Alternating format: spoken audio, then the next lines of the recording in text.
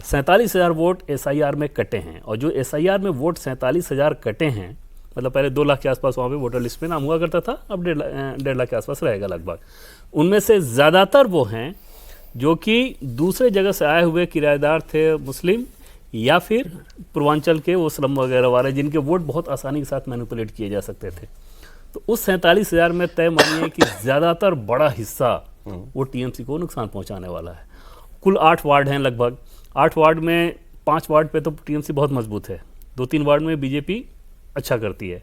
तो अगर थोड़ा भी मैनेजमेंट ठीक तरीके से हुआ हर बूथ का इन द सेंस कि अपने कार्यकर्ताओं को, वोटर को खींच के लेके आना, जैसे पहले सोसाइटी में क्या होता था कि सोसाइटी के लोगों को बाहर वोट देने जाने से रोकने के लिए TMC के गुंडे खड़े हो जाते थे बाहर।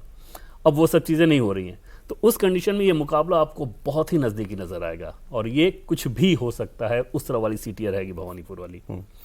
सर, भवानीपुर से पहले अमित शाह जी का ये कहना मैं 15 दिन यहीं हूँ, तो चुनाव तो पूरा खैर उन्हीं के वही देख रहे हैं, उन्हीं के हाथ में है पूरा इलेक्शन।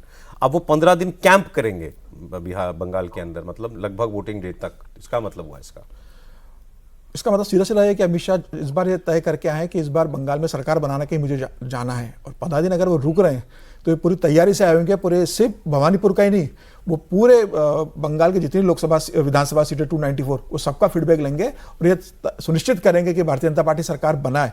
और भवानीपुर में जिस तरीके से अमित शाह जी ने भी रोड शो किया शुभेंदु के नॉमिनेशन के समय, जिस तरीके से कहा कि मैं आपको शॉर्टकट बताता हूं सरकार बनाने का, कि आप ममता को हरा दीजिए, TMC हार जाएगी, BJP सरकार बनाएगी, और बहुत पॉसिबिलिटीज है कि ममता बनर्जी इस चुनाव के अंदर मतलब हारने की स्थिति में चले जाएगी। आप देखिए ना, 2011 में जब चुनाव होता है तो ममता बनर्जी भवानीपुर से चुनाव लड़ी नहीं थी, उस समय उपचुनाव लड़ी थी वो। तो जब वो चुनाव सांसद जीते रहे वहाँ से बख्शी, वो 58,000 वोट से 50,000 वोट से चुनाव जीते थे। फिर उन्होंने इस्तीफा दिया, उपचुनाव हुआ, ममता बनर्जी लड़ी और ममता बनर्जी से 54,000 वोट से जीती।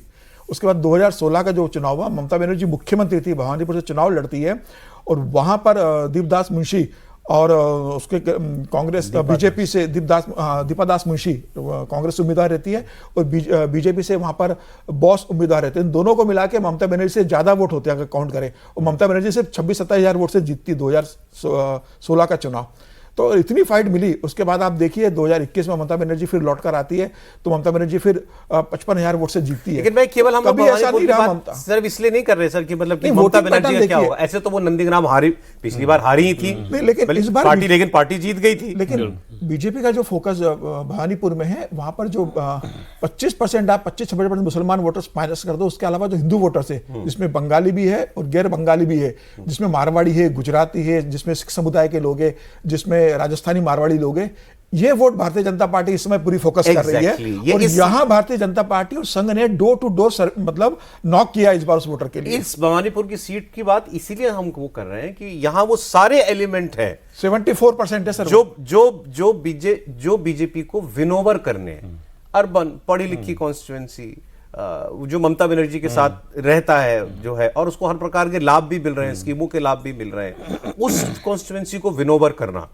स्ट्रॉन्ग, मतलब ये कोलकाता तो पूरा ही गढ़ है ना ममता बनर्जी का। अगर आप वहां पर जीत हासिल कर सकते हैं तो इसका मतलब आपकी तैयारी पूरे राज्य में वैसी है। इसीलिए भवानीपुर की हम लोग बात कर रहे हैं। तो सर की सेगमेंट्स ऑफ सोसाइटी जहां BJP को काम करना है इस इलेक्शन में, जो नहीं थे BJP के साथ, वो अगर हम लोग कर सकें पॉइंट आउट, वो कौन कौन से है? नहीं, एक वाक्य आपने बोला उससे मुझे ध्यान गया, आपका रिपोर्टर घूम रहा था जो पूछ रहा था उस पर, आपने कहा कि जो पूर्वांचल के वोटर हैं, इस तरह के वोटर थे, वो मैनिपुलेट हो सकते थे आसानी से, ममता बनर्जी कर सकती थी, TMC कर सकती थी। तो जितने लोगों से बात की रिपोर्टर ने, ज़्यादातर हिंदी भाषी थे, उन्होंने कहा हमने अपना वोट इस बार अपने प्रदेश में करा लिया है।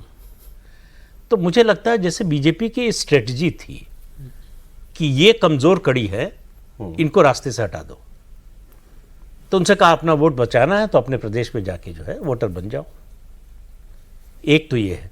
दूसरा, देवेंद्र जी बताएंगे कि अमित शाह को शतरंज खेलने का शौक है कि नहीं। खूब। मतलब जिस तरह से राजनीति करते हैं वो, उससे लगता है कि है शतरंज की चाल की तरह। मतलब राजा को शतरंज में आपने राजा को गिरा लिया तो आप जीत गए। फिर वो ये जानते हैं कि किस मोहरे को आगे कर रहे हैं पिटवाने के लिए और किसको आगे बढ़ाने के लिए।